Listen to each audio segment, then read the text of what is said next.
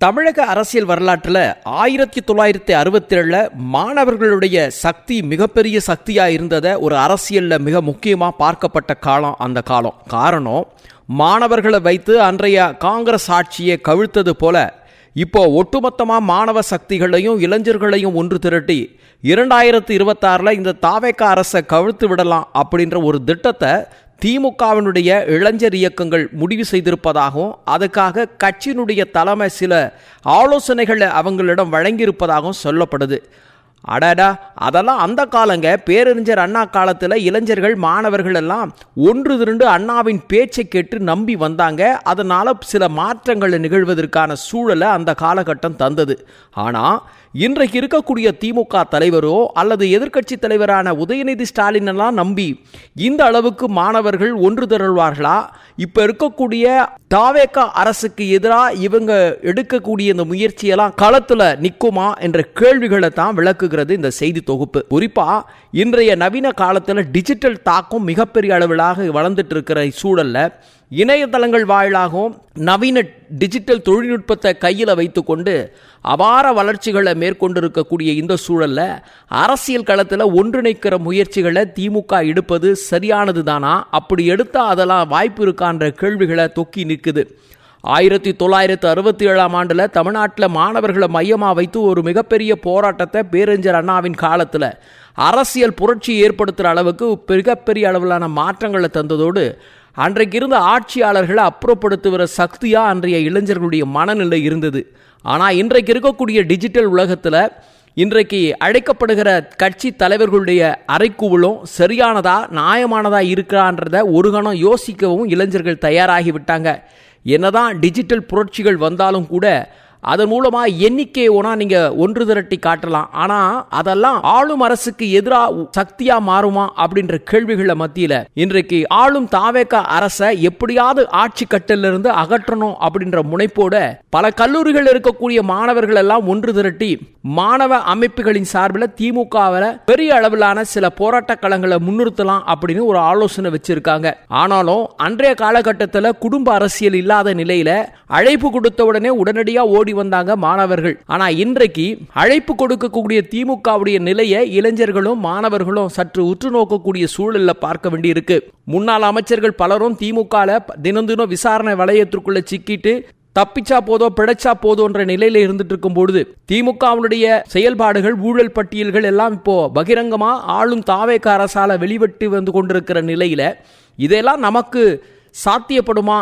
எனவே இவங்க கூப்பிடுற அழைப்புக்கெல்லாம் நம்ம போய் அதில் கமிட் ஆனால் சரியாகுமா? அறிவாலயம் கூடாரம் நமக்கு ஆபத்தை ஏற்படுத்தி விட்டுருமா அப்படின்ற அச்ச விளிம்பில் மாணவர்கள் ஒன்று திரள்வதற்கு தயங்கி வருகிறாங்களாம்.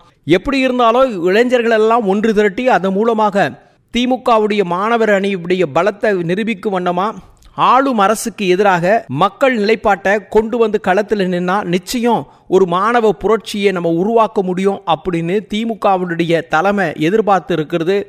எந்த வகையில் பயனடைய போகுது என்பதை காலம்தான் பதில் சொல்லும் அப்படின்னு எதிர்பார்க்கிறாங்க. இது டிஜிட்டல் உலகங்க. நவீன தகவல் தொழில்நுட்பத்தினுடைய தன்மைகள் எல்லாம் நொடியில் அறிந்து கொள்கிற அளவுக்கு நவீன தொழில்நுட்ப அறிவுகள் இன்றைய மாணவர்களிடத்தில் பரவலாக காணப்படுகிற இந்த நிலையத்தில் பழைய காலத்துது போல பொய் முட்டைகளெல்லாம் அவிழ்த்து விட்டு பொய்யான வாக்குறுதிகள் எல்லாம் சொல்லி மாணவர்களை ஏமாற்றி விடலாம் அப்படின்னு திமுக நினைக்கிற கனவுகளெல்லாம் அது பகல் கனவா எந்த நிலையிலும் எடுப்படாதுங்க அப்படின்னும் சமூக வலைத்தளங்களில் இணைவதற்காக முற்படுகிற பல இளைஞர்களும் கருத்து பதிவு செய்துவிட்டு அண்ணாவா அறிவாலயத்தை விட்டு அனல் பறக்க ஓடி விடுறாங்க அப்படின்ற செய்தியும் மறுக்கப்படுவதற்கு இல்லைங்க. இப்படி என்னதான் கருத்துக்களை பதிவு செய்து தாவேக அரசுக்கு எதிராக தங்களுடைய யுத்த களத்தை வலுப்படுத்த திமுகவினுடைய மாணவர்களை ஒன்று திரட்டி போராட்ட களத்திற்கு ஒன்று சேர்க்க முயற்சிக்கிற இந்த விஷயங்களை தாவேகாவுடைய விஷுவல் வாரியர்ஸ்லாம் கடுமையாக பதிலடி கொடுப்பதற்கும் ஒருபுறம் தயாராகிட்டு இருக்காங்க. அண்ணா அழைப்பு கொடுத்த காலம் வேற, இப்போ நம்ம சின்ன அண்ணா கூப்பிடுற காலம் வேற அப்படின்றத உணர்ந்து உதயநிதி ஸ்டாலின் கொடுக்கக்கூடிய எந்த அழைப்பையும் பெரிய அளவில் ஏற்றுக்க தயாராக இல்லை அப்படின்னு சொல்றாங்க. ஒரு சில திமுகவினுடைய மாணவர் அணியை சார்ந்த ஒரு சிலர் கட்சியினுடைய கட்டாயத்தின் பேரில் இந்த ஒன்றிணைப்புக்கு முன் வந்தாலும் கூட அவர்கள் அழைக்கிற சக நண்பர்கள் மத்தியில பெரிய அளவில் வரவேற்பு இல்லாதனால இதற்கு சரியான அளவு வலிமை சேருமா அப்படின்றத காலம்தான் பதில் சொல்லும் அப்படின்னு சொல்லிக்கிறாங்க.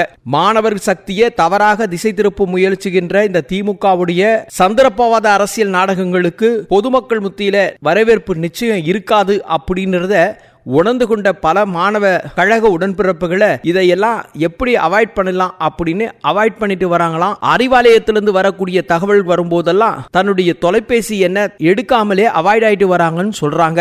தங்களினுடைய அரசியல் சுயலாபங்களுக்காக மாணவர்களை பயன்படுத்துகிற இது போன்ற விஷயங்களை நிச்சயம் மக்கள் ஏத்துக்க மாட்டாங்கன்றது மட்டுமல்லாம இது போன்ற விவகாரங்களை கையில வச்சு அரசியல் செய்ய நினைக்கக்கூடிய திமுக போன்ற கட்சிகளுடைய முகத்தரை இன்னும் கிழிந்துதான் போகும் அப்படின்னும் விவரம் தெரிஞ்சவங்க தன்னுடைய கருத்தை பதிவு செய்து வராங்க.